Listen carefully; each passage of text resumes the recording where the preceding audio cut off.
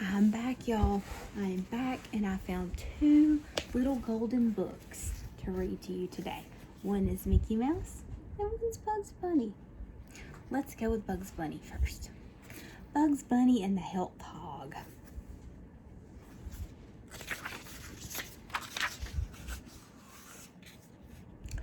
After 7 straight days of rain, Bugs Bunny was getting bored just sitting around his burrow. I need to get some exercise, Bugs thought, so he grabbed his galoshes and umbrella and headed for town to join a health club. We're having a special sale this week, the man at the Hillsdale Health Club told Bugs. Ask a friend to sign up with you and get an extra 3 months membership free. That sounded like a great deal to Bugs. He quickly set out to find his best buddy, Porky Pig.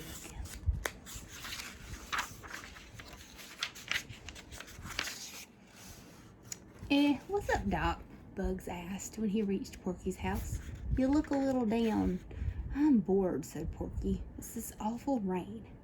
I know just what you need, Bugs said, and he told Porky all about the health club. Porky hesitated, but Bugs insisted. You know, pal, Bugs said, you've been looking even porkier than usual lately. You should lose a few pounds. Wasn't that sweet? Finally, Porky agreed to give it a try. The next day, the two friends signed up at the health club. They started off with an aerobics class. Y'all, this is copyright 1986. I had to look. It had to have been the 80s, and it was. Exercising to the beat of a jazzy dance tune. But while everyone else struggled to keep up with the instructor, Porky found his mind wandering. He's daydreaming about eating. After aerobics, they jumped into the pool. But while Bugs churned through the water like a speedy torpedo, Porky found his mind wandering again. On the way home after their workout, though, Porky had to admit that he felt surprisingly refreshed. This is just the beginning, Bugs said. Believe me, the more you work out, the better you feel. Bugs soon began to regret those words. Day by day, Porky became more and more involved in exercising. He began arriving at the club earlier than Bugs and leaving later. He didn't even take a break for lunch. Porky was too busy exercising to think about anything else. Bugs felt sad and lonely. He missed his friend. One night, Bugs heard a knock at his door. He looked up and saw 2 little pink feet. It's Porky, he thought hopefully. But when he opened the door, he saw Porky's girlfriend, Petunia Pig, standing there. She looked upset. I need to talk to you, Petunia said to Bugs. Go ahead, Bugs urged. I'm all ears. What have you done to Porky? She cried. He told me you think he's too fat. Now he never wants to go out to dinner because he's on a diet, and he's usually too tired to go out at night. I hardly ever see him anymore. I miss him. I know, Bugs said guiltily. I do too. But don't worry. I'll fix this mess. The next day, Bugs saw Porky in the locker room. I was wrong about you, Bugs said. You should be plump. Like the old sayings go, quick as a bunny, wise as an owl, and, let's face it, fat as a pig. You haven't been yourself since you joined this club, Bugs went on. Soon I won't even be able to recognize you. Besides, I really miss you. Porky shook his head doubtfully. You're right, Bugs, he said. I haven't been much of a friend, but you were right before, too. I am too fat. I promise to cut down on my workouts just as soon as I lose a few more pounds, okay? Oh, Porky, Bugs cried. How can I convince you that you're just fine as you are? Then, Bugs Bunny came up with a plan. The next morning, he showed up at the club even earlier than Porky. He sneaked into the gym with a can of silver paint and changed the number on one of the weights from 10 to 20. When Porky Pig arrived later and began pumping iron, he could hardly believe his progress. Look, Bugs, Porky cried. Last week I couldn't get the 10-pound weight off the ground, and now I'm lifting twice that. Great, Bugs said. Now you won't need to work out so much anymore. Porky patted his tummy. No, he said. I may be getting stronger, but I'm still as fat as ever. Bugs was discouraged, but he wouldn't give up. He decided to swipe a pair of Porky's sweatpants from his gym bag. He took them over to Petunia's and asked her to let out the waistband. I hope this works, Bugs told Petunia. When Porky put on the sweatpants the next day, he noticed nothing wrong until he started lifting weights. Look at his boxers that have ice cream cones on them. Oh, mercy. Wow, Bugs exclaimed. You really have lost a lot of weight. Now you can stop dieting and exercising and we can have some real fun. Oh no, Porky said. I'm still a little too fat. Bless, this is ridiculous. That week, the carnival came to town. Bugs asked Porky to leave the club early and go over to the fairground, but Porky didn't want to miss his afternoon calisthenics class. So Bugs went to the carnival alone. While passing by the magic mirrors in the fun house, he had a real brainstorm. Bright and early the next morning, Bugs hung a magic mirror on Porky's locker door. Then he slipped out into the hall to see what would happen next. When Porky opened his locker and took a look in the mirror, he squealed at what he saw. Bugs strolled over to Porky. Hey, what's up, Doc? He asked casually. You were right, Porky cried. Look at what I've done to myself with all this silly dieting and exercising. Why, I look 100 times worse than I did at my very fattest. I never should have joined this awful club. That's not true, Bugs said. There's nothing silly about exercising or dieting, in moderation. But you overdid it. You turned into a health hog, and there's nothing healthy about that. Gee, I'd give anything to be my old self again, Porky said glumly. Porky looked so sad that Bugs knew he'd learned his lesson. He told Porky about the tricks he'd played. So you see, Bugs concluded, you still are your old self. Oh boy, Porky said, let's celebrate. He called Petunia and asked her to join him at the snack bar. Bugs ordered carrot cake and carrot juice for everyone. Here's to physical fitness in moderation, Porky said, lifting his glass. And here's to friendship, Bugs added. He gave his pal a big grin, and Petunia gave him a big hug. The end. Well, that was worrying me for a little bit, but I like that at the end, in moderation. Okay, Cowboy Mickey. And then that will be done reading for the day, okay?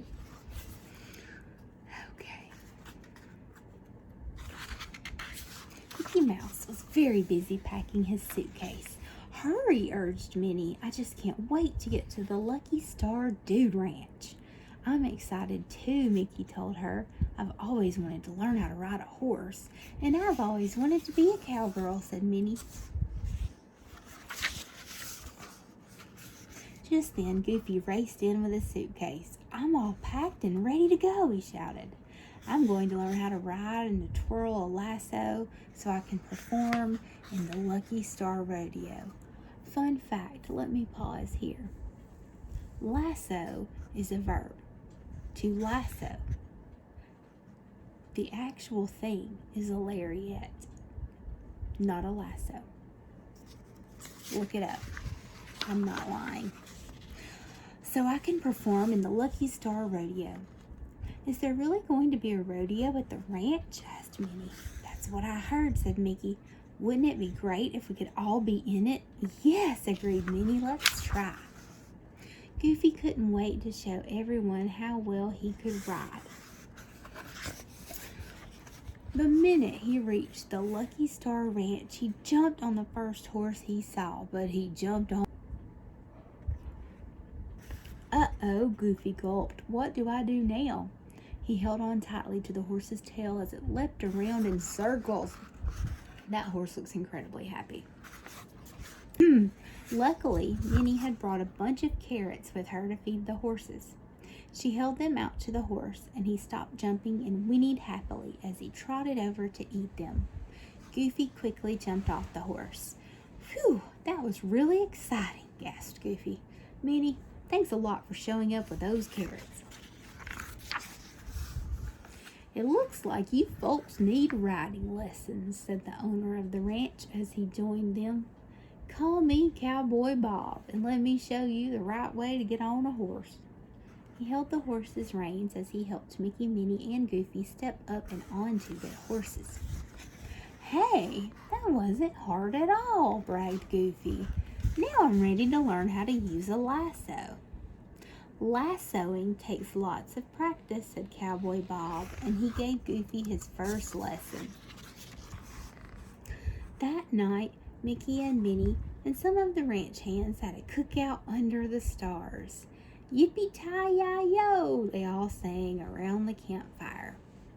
Suddenly, they heard a wild cry and saw a strange shadow. "I think it's a coyote," whispered Mickey. Quickly, Cowboy Bob shined his flashlight at the shadow. "It's not a coyote, it's Goofy," said Minnie with a giggle. "He's walking on his hands and knees." "I fooled you, didn't I?" said Goofy, who was laughing and laughing. The next day, Mickey and Minnie practiced their riding while Goofy practiced with his lasso. "You're learning very fast," Cowboy Bob told Mickey and Minnie. "I bet you'll be good enough to perform in the rodeo." "How about me?" asked Goofy. "Watch how well I twirl this lasso." "Whoops!" he cried as he roped his own foot. "I better practice some more." So while Minnie and Mickey galloped all around the ranch, Goofy tossed his lasso.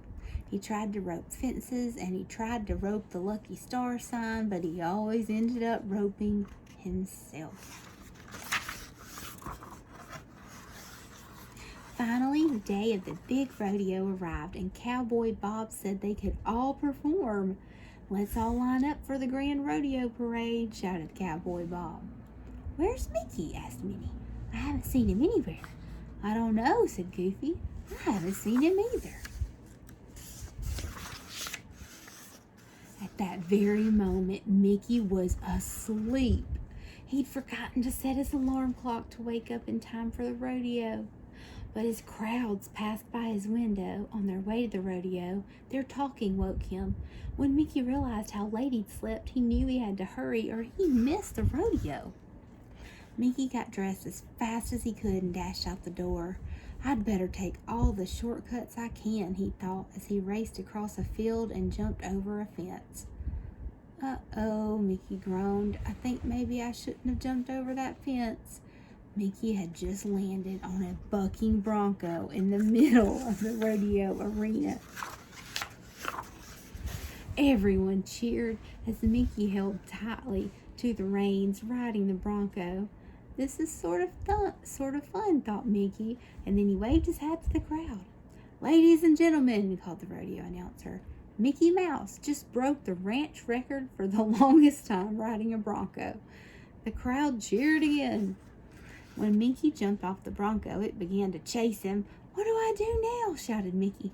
"I'll lasso him for you," yelled Goofy, but he lassoed Mickey instead. However, seeing Mickey all roped up was such a funny sight, even the bucking bronco stopped for a chuckle.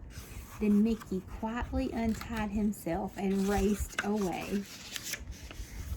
Everybody cheered as Cowboy Bob presented the rodeo ribbons. Minnie won for being the best cowgirl and taking good care of the horses. Mickey won for his bronco riding, and Goofy won for trying to lasso anything and everything in sight.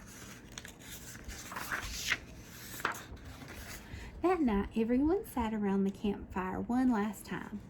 "This has been the most fun I've ever had," Mickey told Minnie. "Me too," she said with a sigh. "I love being a cowgirl." Just then, they all saw an odd profile against the full moon. "I'll bet it's Goofy joking again," said Mickey.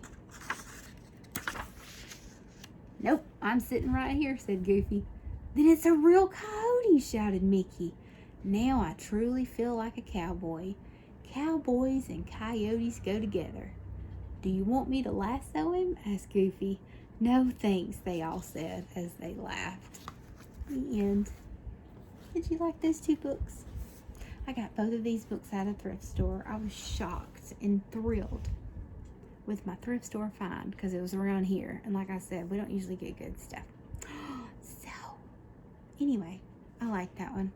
I like this one ended up with a good message at the end. It was worrying me for a little bit. And then Mickey and Goofy are always fun. So, anyway, I hope you enjoyed your little golden book bedtime stories that I like to read to you. As always, I wish you sweet, sweet dreams from Satisfying Lullaby ASMR. And as always, a very, very good night.